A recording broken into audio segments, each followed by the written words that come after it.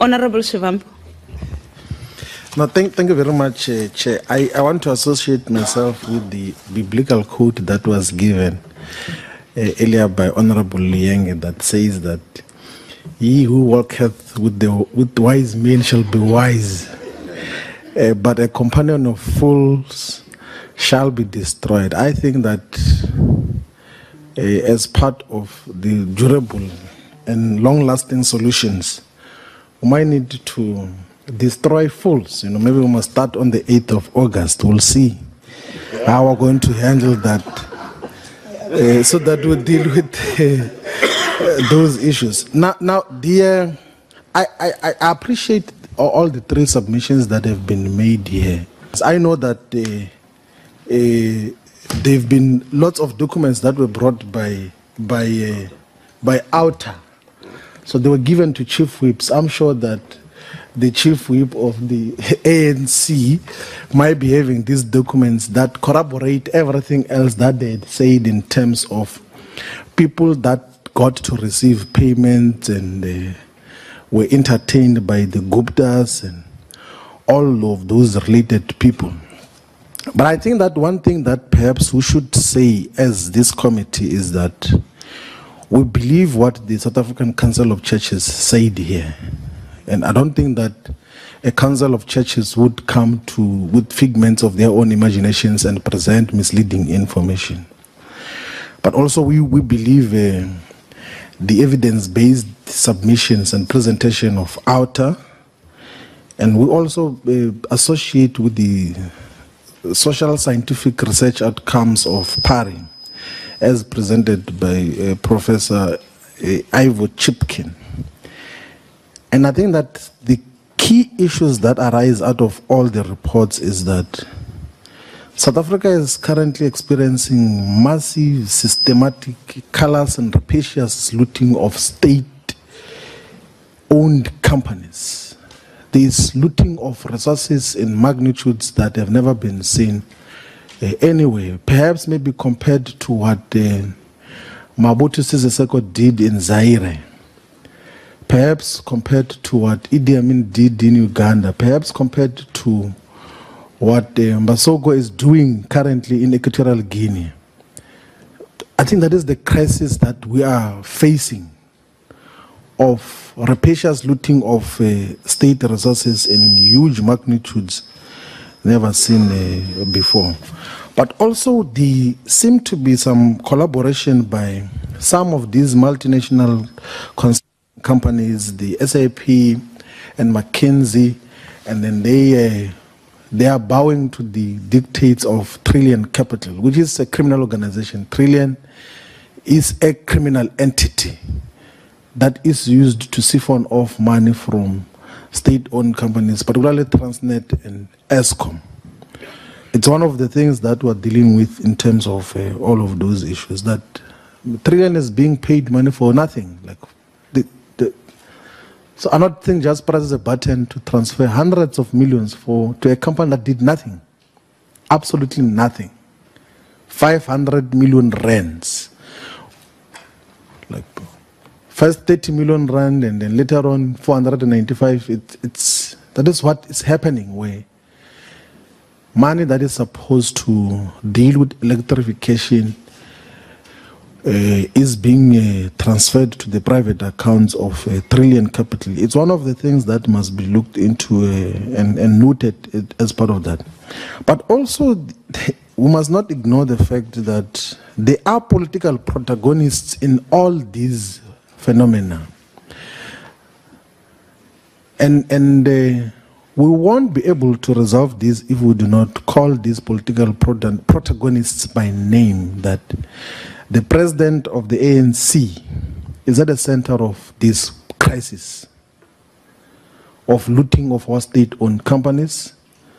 So Mr. Jacob Zuma is at the center of the looting of state-owned companies by the Gupta-linked criminal syndicate and mafia. And that must be said like that. And he utilizes the Malusi Gigabas and all of them to run around in the project of looting state-owned companies. And I agree with the observation that when the looting was intensifying, there was then a parallel process to weaken the institutions or to even capture the institutions that would hold the looters accountable, particularly the institutions in the criminal justice system. How many cases have we opened? CASAC has opened so many cases. The EFF has opened so many cases. I know the DA has opened so many criminal cases with hardcore evidence. And the police are investigating. I know because in the criminal case which we opened in a Rosebank police station, the police came to say that there is a case to pursue. There's a case we can arrest people, but the NPA is not coming to the party to concur, like for concurrence that once you have arrested, we're going to prosecute these people. It looks like the National Prosecutions Authority offices are closed. We don't know what's happening to Sean Abrams. Like, the cases are there. Like, they actually illustrate the police that this is decidedly illegal. But there is nothing that is happening at the NDPP level because Sean Abrams seems to be part of the looting band as well, and is closing both eyes on the massive looting of resources in a huge way. But I'm worried, Chair, that it looks like also from a technical point of view, Parliament is also incapacitated. Like that is why you are saying we must go and ask Advocate Venara to come and form part of this process. I mean, Parliament is supposed to be having lawyers of its own. It's supposed to have advocates. It's supposed to have senior counsels who are in the full employ of the institution itself. Now, Advocate Venera works in the office of institutions that support democracy and everything. They're engaged in their own program because I know when we were in the programming committee, they came to say that they are busy trying to implement the recommendations on the review of Chapter 9 institutions. Because he's one of the two advocates that are employed by Parliament, possibly like this. Only two advocates for an institution that is supposed to oversee so many government departments and over 150 state-owned companies and entities. So we should make that plea that we started with, that when we start the process of investigation, we should request Parliament to resource this inquiry. This process must be properly resourced. And Chair, I think that perhaps we could source a resident advice of senior counsel who are not in the employ of Parliament, who can come and advise Parliament. I know when there was a referral back of the Financial Services Regulatory Bill by the President, Parliament was able to source the services of Advocate Gauntlet, and then the President got Advocate Simenya, and the Standing Committee on Finance got another advocate as well, I think Badland, to advise on the whole legislation. So I don't think that will be off the mark if, as a committee, we could source resident advocates who are going to be advising in the whole inquest process, and then we can then be able to detect the issues that must be taken up for criminal prosecution. We'll have to ultimately refer some of the cases for criminal prosecutions. But also I would think that part of the things that we should consider is that when we convene people to come and give evidence here and testimony, we must not forget the politicians behind it. That is Mr. Jacob Zuma and Malusi Gigaba, they must come and account here. as to some of the decisions that they've taken that have led to the crisis that we're facing now. But I think that the most worrying reality, which I want to close with, is some of the people that are being spoken about, where there's lots of evidence of their wrongdoing now, are still in office. I'm not saying he's still a CFO of ESCOM. And in the press conference, he says that I'm still going to write a tell-all document. And he doesn't deny that there's everything wrong that he has done. He's still there. Richard Sleke is still the Director General of Public Enterprises. Iqbal Sharma is still in the board of Transnet. Den Macha is still the chairperson of Dinel. These are Gupta ground forces. The ground forces of the Guptas that are busy looting our state resources. We're talking here, and they're still in the system. We need to find a different mechanism. Perhaps the ministry must be appraised of some of these realities. That I don't think that any rational person could dispute the evidence that has been presented to us here in terms of the wrongdoing on the part of the people that we're talking about. There has to be action in terms of what should happen, so that we also at least achieve something. We must at least stop it for now, and then we'll then attend to the ones that have stolen, because all of them must bring back the monies that they've stolen. All the monies that have been stolen must be brought back. It must be paid back. That must be the intention, that no one must ever steal money in South Africa and then they go without having to pay it back. We're a parliament that is mandated to collectively oversee the expenditure of our resources. Our economy is going backward now in terms of growth. We need to recover resources that are needed to help as many people as possible. Thank you very much, Chair. Thank you, honorable members, for your questions. Can I go to Honorable Shivambu? No, thank you, Chair. I thought that the letter that you read there from the Chair of Chairs, Frolic, says that Kid Vanara cannot be available because he is a registrar of members' interests and he's got other responsibilities that he is assigned to. So even if we were to wish to have him, the decline is already there, that he is not available in terms of what Parliament has communicated now. So perhaps we should give a concrete and an unequivocal directive that we should find an evidence leader who is capable of conducting this particular inquest. And that person is external.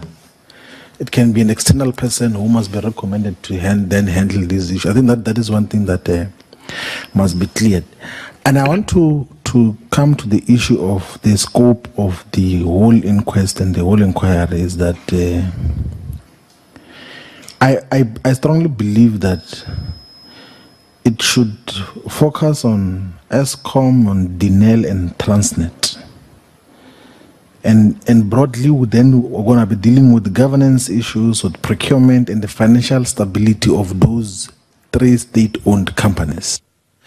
I think that will be the most important way of handling it, because from the beginning, the terms of reference must be clear, that we can call the leadership of Dinel the chairperson of the board, and the CEO can call the chairperson and CEO of Transnet. And the super chairperson of a tender committee, which has got more powers than the board in Transnet, called Iqbal Sharma. He approves bigger deals than what the board can approve.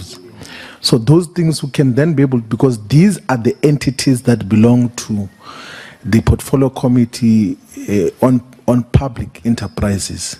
I thought that in the Chief Whip's Forum, Honorable Singh, when we discussed, was when we admitted that we agreed on not going the ad hoc route in terms of this issue. We said that all the committees that are concerned must deal with issues that relate to them. So if we take a piecemeal approach, Chair, it might take a very long time, because we will finish ESCOM and then later on the Dinel issues come out in the clear. Let's attend Dinel, and then later on we must then do Transnet, and then later on, maybe there will be another problem in Alex Core, and then there will be a bigger problem. So let us deal with the three that are affected and where there is clear evidence from the people who presented today that the three institutions are affected. Dinel, there is evidence that was presented by Outer that this is what is happening with Denmarcha, sending emails to Sileke to then Tony Gupta. So there's something that must be responded to. Same with Transnet, that the same thing that Arnold Singh and Brian Mulife were doing in Transnet, they're doing now in ESCOM. That must be responded into. And then we can then agree on the list of people who must then appear before the committee. And I think that that list should include the president of the ANC, Mr. Jacob Zuma. It must include Malusi Gigaba. It must include Msebenzi Zwane. It must include Duduzane Zuma. It must include all those Guptas, Tony, Atul, Ajay, everything Gupta that is benefited from this process. They must come and appear in this process. But also we must call the NPA to come and account. I know that when there was a process of dealing with the illicit financial flows by the joint committees of Standing Committee on Finance and Trade and Industry, we called the NPA to seek us answers on why are not acting on illicit flows of finances and everything else. So the NPA must be called to come and account to say there are cases that have been opened, why are you not acting? SAPS as well must come and give an update on what have they done with the issue of the cases that were opened with them. And Ben Ngubane, whether he's a chairperson or former chairperson of ESCOM, he must be subpoenaed. The same way SABC subpoenaed the chair of the board of SABC, even when he was refusing that time. Brian Mulife, whether is there or not there, he must be subpoenaed to come and be held accountable so that we deal with these issues. And we must remember, Chair, that we're not just doing this for ourselves. It's not an immediate, just self-satisfaction thing. It's about solidifying a sustainable future of accountability and preventing this from happening in the future. Because if it continues in the trend that it has been happening thus far, we're headed for a crisis, we're headed for common ruin, which is going to destroy the country and destroy everyone's future in our country. Thank you. Thank you very much. Let me assure the members that we are going to call when we call the department coming to account on ESCOM, definitely the Transnet and the Dinel issue will also come up. Therefore, the Dinel, we are not going to leave them